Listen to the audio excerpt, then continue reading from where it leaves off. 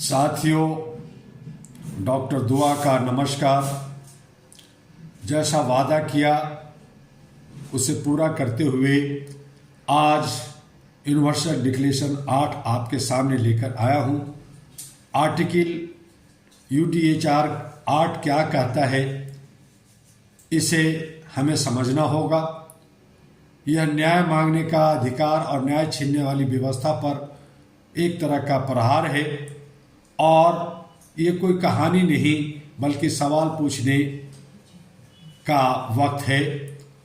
तो साथियों, जब किसी का अधिकार छीनता है, जब किसी पर जुल्म होता है, जब किसी की इज्जत, जमीन, मजदूरी, आज़ादी लूटी जाती है तो उसे न्याय कौन देगा, यह सवाल है।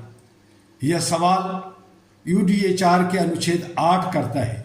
अनुच्छेद 8 साफ कहता है, हर व्यक्ति को उसके मौलिक अधिकारों के उल्लंघन पर सक्षम राष्ट्रीय न्यायालय से प्रभावी समाधान पाने का अधिकार है।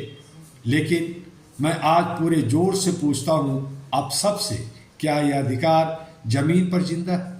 यह सिर्फ किताबों में दफन है। कानून है पर न्याय कहाँ है? गायब है। हमारे देश में कानूनों की कमी नहीं है, अदालतों की भी कमी नहीं है, न्यायाधीशों की भी कमी नहीं है। तो फिर पीड़ित रो क्यों रहा है? उसे न्याय क्यों नहीं मिल रहा? गरीब थाने जाता है, एफआईआर नहीं लिखी जाती। पीड़ित अदालत जाता है, तारीख पे तारीख मिलता है। सच बोलने वाला गवाह बनता है और उसे डराया जाता है, धमकाया जाता है।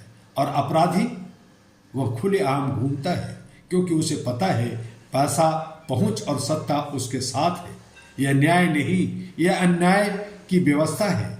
अनुच्छेद 8 प्रभावी समाधान की बात करता है, लेकिन आज समाधान धीमा है, महंगा है और डरावना बना दिया गया है।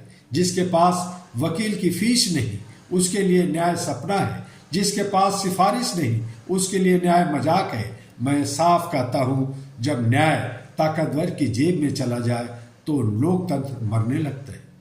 न्याय बिक रहा है और मानवता हार रही है। आज न्याय का सौदा होता है थानों में, दफ्तरों में और कभी कभी अदालत की सीढ़ियों तक। पीड़ित से कहा जाता है समझौता कर लो, चुप रहो वरना चुप नुकसान हो जाएगा। मैं पूछता हूं, क्या चुप्पी अब नीति बन चुकी है? क्या सच बोलना अब गुनाह हो गया है? अहरा चुप्पी को तोड़ने की ताकत बनना चाहता है। ऐसे अंधेर समय में अहरा ग्लोबल से एक संस्था नहीं है, यह पीड़ित की आवाज है, यह डरे हुए इंसान की हिम्मत है, यह न्याय के पक्ष में खड़ा साहस है। अहरा ग्लोबल मानवाधिकार उल्लंघन को उजागर करता रहा है और करता रहेगा। पीड़ित को कानूनी जानकारी देता है, सिस्टम से सवाल पूछता है और सत्ता को याद दिलाता है कि न्याय कोई एहसान नहीं, हमारा मौलिक अधिकार है।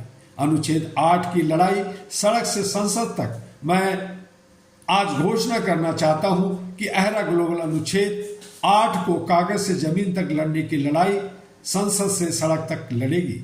एफआईआर न लिखी गई तो आवाज उठेगी, न्याय में देरी हुई तो सवाल उठेंगे। पीड़ित अकेला नहीं रहेगा, अहरा उसके साथ खड़ा रहेगा। अब चुप रहना अपराध है। आज सबसे बड़ा अपराध है अन्याय देखकर चुप रहना। अगर आप चुप हैं तो आप भी अपराध में भागीदार हैं। अनुच्छेद 8 हमें अधिकार देता है, लेकिन उसे लागू कराना हमारी जिम्मेदारी है। न्याय जिएगा तभी लोकतंत्र बचेगा। याद रखिए, न्याय दया नहीं है, न्याय सौदा नहीं है, न्याय सत्ता की कृपा नहीं है, न्याय मानव का जन्मसिद्ध अधिकार है। अहरा ग्लोबल की ओर से मैं साफ संदेश देता हूं, जब तक आखिरी व्यक्ति को न्याय नहीं मिलेगा तब तक हमारी लड़ाई जारी रहेगी। अनुच्छेद 8 जिंदा रहेगा क्योंकि हम उसे जिंदा रखेंगे। न्याय चाहिए, अभी चाहिए, न्याय चाहिए, सबके लिए चाहिए। और इसी के लिए अहरा 1986 में बनी, 40 वर्षों से संघर्ष कर रहा है भारत और भारत के बाहर विदेशों में। हमें और आपको सजग होकर बिना किसी भेदभाव का मानवीय मूल्यों के आधार पर अहरा के साथ खड़ा होना है, ह्यूमन चैन बनाना है, ह्यूमन लाइब्रेरी बनाना है और इसे घर घर तक पहुंचाना है। यही संदेश आपको भी आगे देना है।